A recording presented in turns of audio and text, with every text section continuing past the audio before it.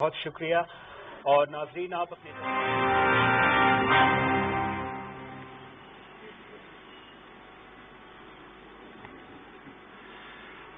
Highness Sheikh Mohammed, let me first congratulate you on this World Summit. I'm so pleased that in the Muslim world also we've started summits like this where ideas are exchanged, intellectual activities promoted. So I want to congratulate you first of all. And then before I start my vision of governance in Pakistan, I just want to inform the audience here what was an international sportsman, a cricketer, how did he end up in politics? And then how did he become a prime minister? So I think it'll be interesting for you because then you will understand what I intend to do with Pakistan. You see, I grew up in Pakistan. I'm the first generation of Pakistanis. When Pakistan in the 60s was considered the fastest growing country in Asia, it was actually a model of development for the developing world. I just met Sheikh Mohammed today and he again reminded me that Emirates Airline was helped by Pakistan Airlines in the 70s. So Pakistan was a country with optimism, hope. We grew rapidly. We had excellent governance system. Our bureaucracy was one of the best in Asia. And that's the Pakistan I grew up in. So then I played international cricket. When I started my international cricket, Pakistan was one of the weakest teams in world cricket. And we were emerging from colonialism. So we took great pride as our team became stronger and it competed. And by the time I left cricket, Pakistan was world champions. So I took pride, like my countrymen, as we competed internationally and we grew in confidence. But unfortunately, our country could not keep up that pace. Countries have, life of a country is in cycles. It's never in a straight line. You go up, you go down, course correction, countries come up, some countries don't go up. So in Pakistan's case, we were going up, and then various things happened when we started our down cycle. So when I left cricket, I started building the first cancer hospital in Pakistan.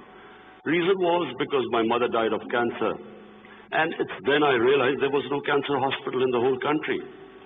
And then it occurred to me that people like me who were well off, I could afford to take my mother for treatment abroad.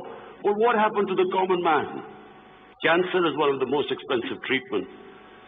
So I started this movement really. I went into the public to collect money to build this hospital. And so I'm just explaining to you how I got into politics. So one was cricket, watching our country go up as a cricketing nation, the pride that we could compete internationally and become world champions. Second was this cancer hospital. When I went to the public to collect money, I realized that our people are very generous and strong. Poorest of the poor people supported me. And I did what no one ever thought would happen is that from public, I eventually collected money and built the hospital. And not just that I built it. It's a cancer hospital where 80% of patients get free treatment. Cancer treatment is one of the most expensive treatments. So then first I built it, and then to run the hospital, I again went to the people. And so it is the only private cancer hospital in the world which treats 80% people free, because it's the people who donate to the hospital. They built it, they run it.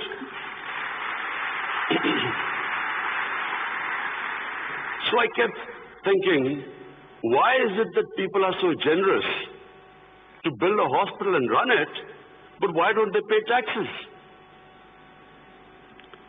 We were a country, and then I discovered we're a country which is amongst the top 5 countries in giving charitable donations.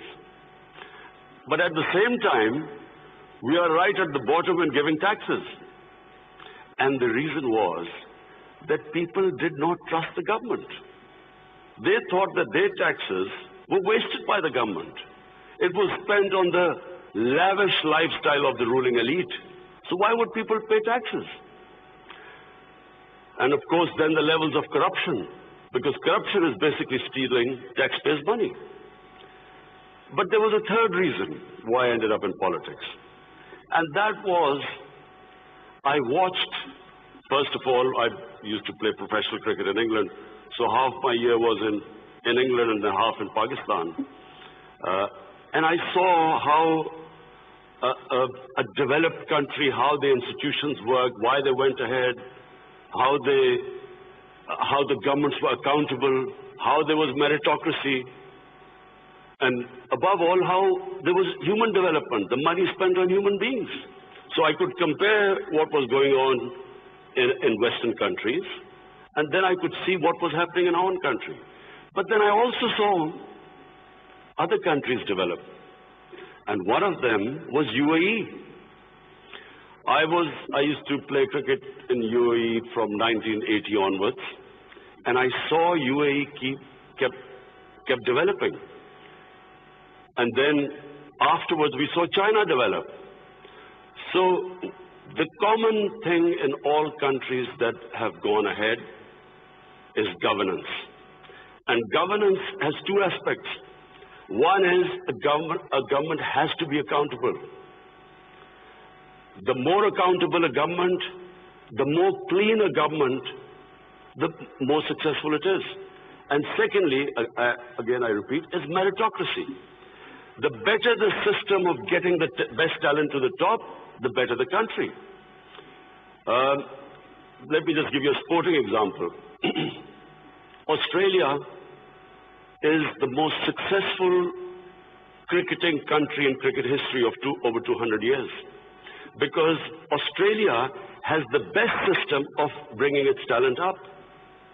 Pakistan, in my opinion, and I'm not prejudiced, I understand cricket better than probably everyone in this hall. Pakistan has the greatest talent. Of all the countries I've played, I've never seen as much talent as in Pakistan. But we do not have a system of bringing that talent up. So what's the point of having great talent if you do not have a system of meritocracy which brings the talent up? And that's in every field.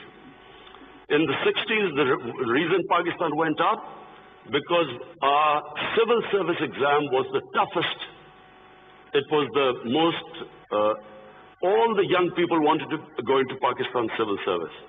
It was the toughest exam. We had the best talent that came up.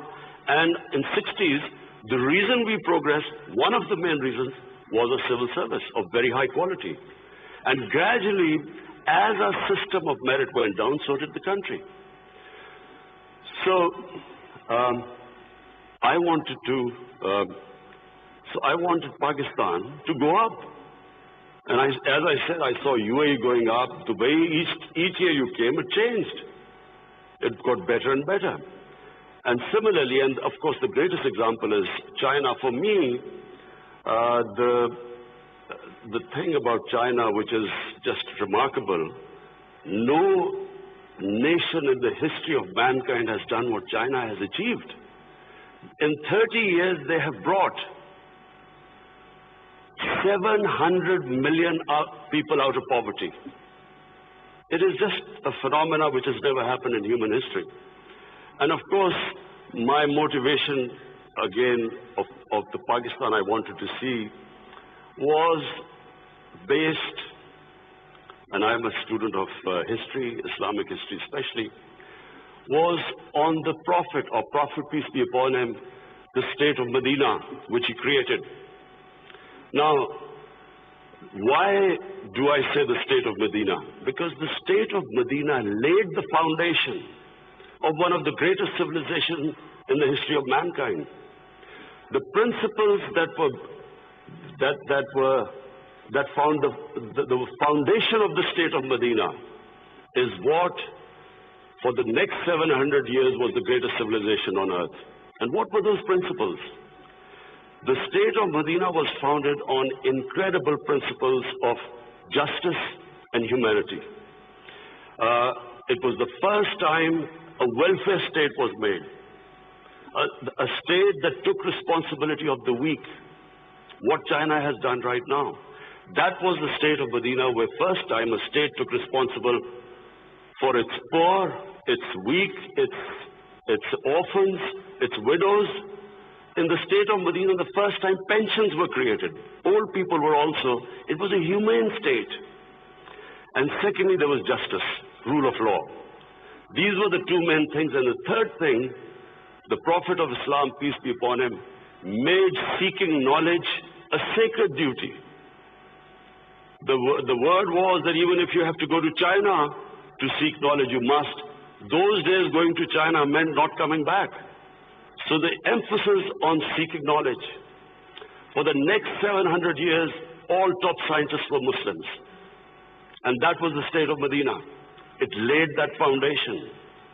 And then the way minorities, other religious people were treated. The Prophet signed famous, the Misak-e-Medina. There's still a letter in St. Catherine's Church which was signed with the Christians that your places of worship will be, till the end of time, they will be protected by Muslims. Secondly, that no forcible conversions would be in Islam. Thirdly, the Prophet's last sermon, it is a charter of human rights. It's about how human beings are equal. So, it was a humane state created, rule of law, emphasis on education, that led to the growth of Muslim civilization. So this is, in Pakistan, we want the same basis of our state. The rise of what I believe, the way our country will rise, it will go back to those principles.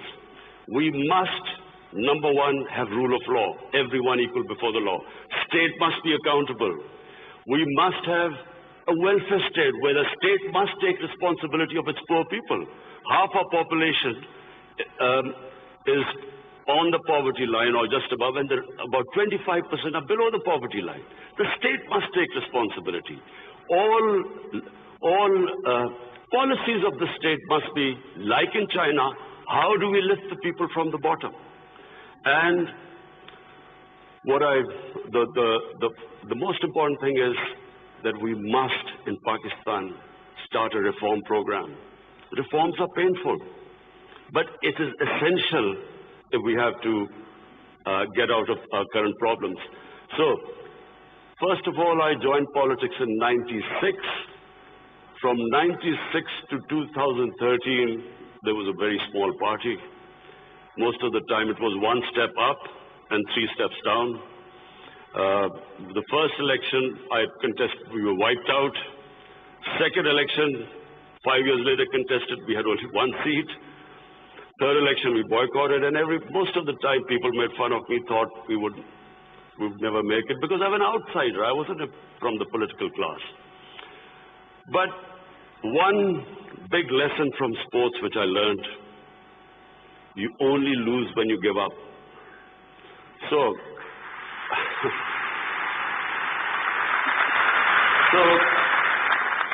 kept learning from my mistakes, kept getting up, falling, getting stronger. Eventually, we formed government in one of the 4 provinces in 2013, and it was the KP province which was devastated by war on terror. It was on the border of Afghanistan, the tribal areas, the whole fighting took place in that region.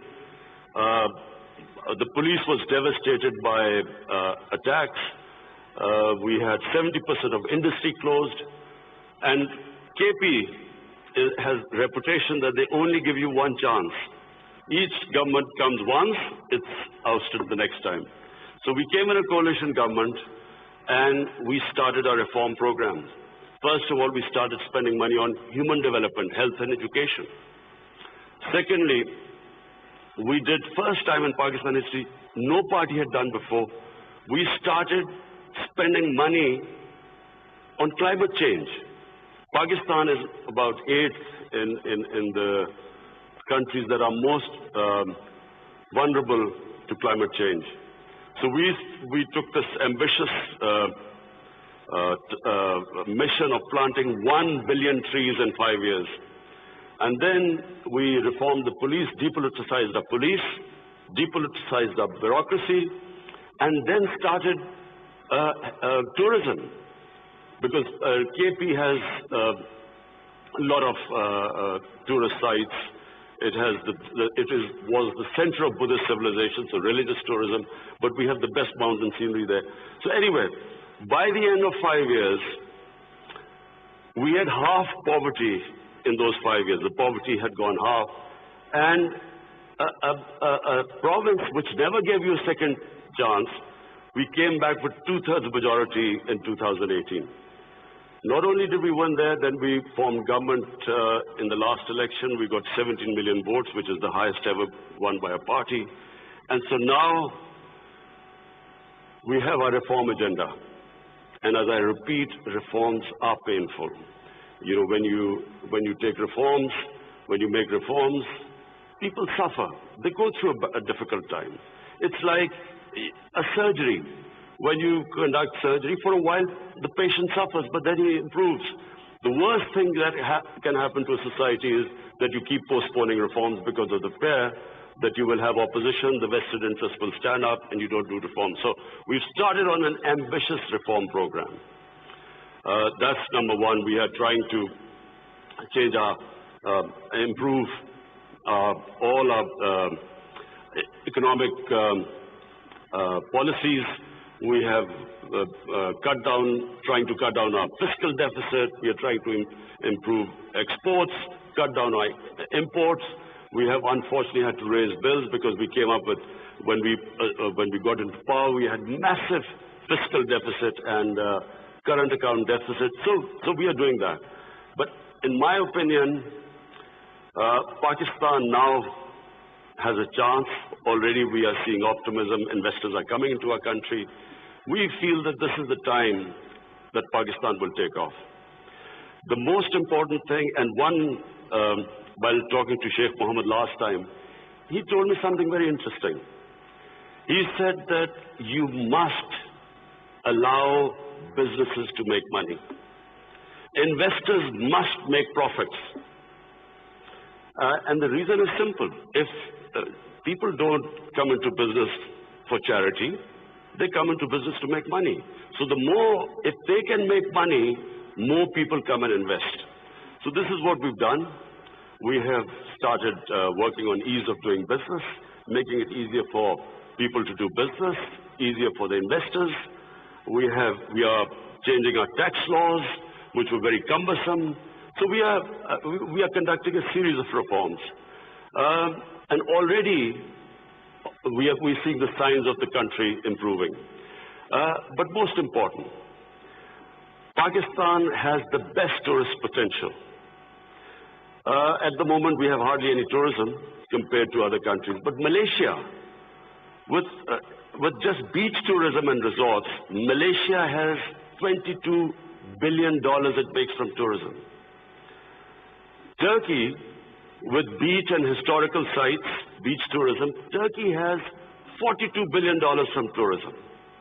Now, Pakistan has probably one of the best mountain scenery anywhere in the world. Half the world's highest peaks are in Pakistan.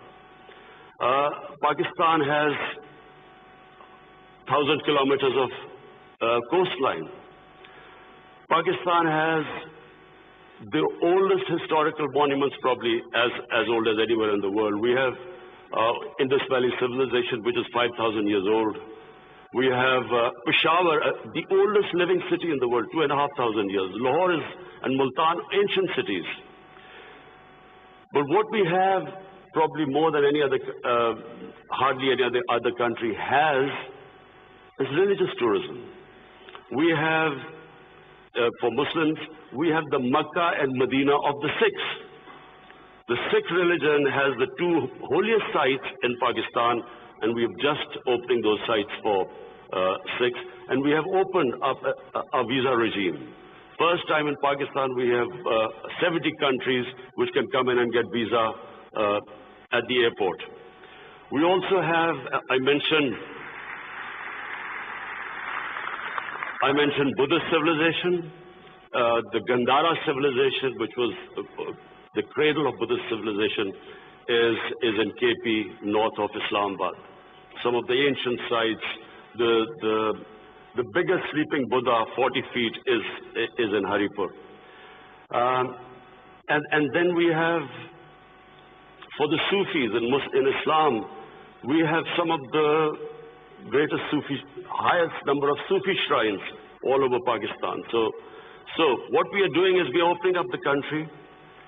We are opening up for tourism, investors, and I would like to finish my talk by saying something else which Sheikh Mohammed said. Sheikh Mohammed said, apart from this great thing which has stuck in my mind, that a businessman must make money. You see, what happened in Pakistan was people were making money.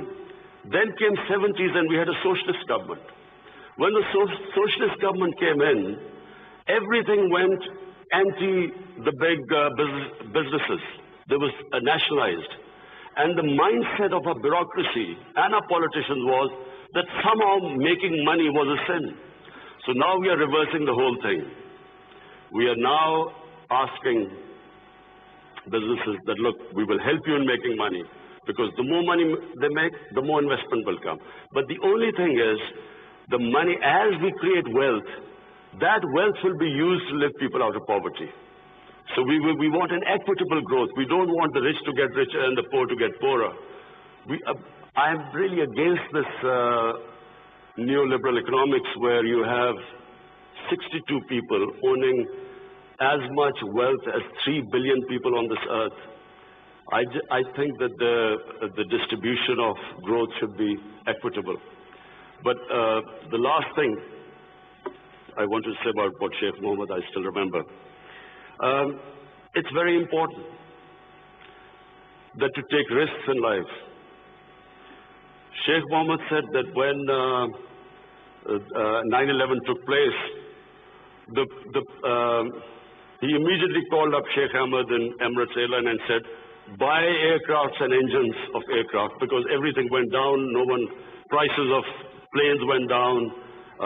People were not flying as much. This is the key, in my opinion. This is the difference between very successful people and people who don't take risks. I have played 20 years of international cricket. I saw a lot of players with a lot of talent, but they never made it big because they were scared of losing. They would not take risks.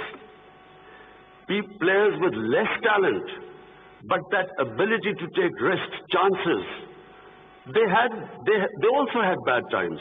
But eventually, the ones who took more chances and risks were the ones who made it big. This is the time, my last word is to the investors. This is the time to come to Pakistan when it is just going on the upswing. This is the time to invest in the country. And don't miss the boat. Thank you.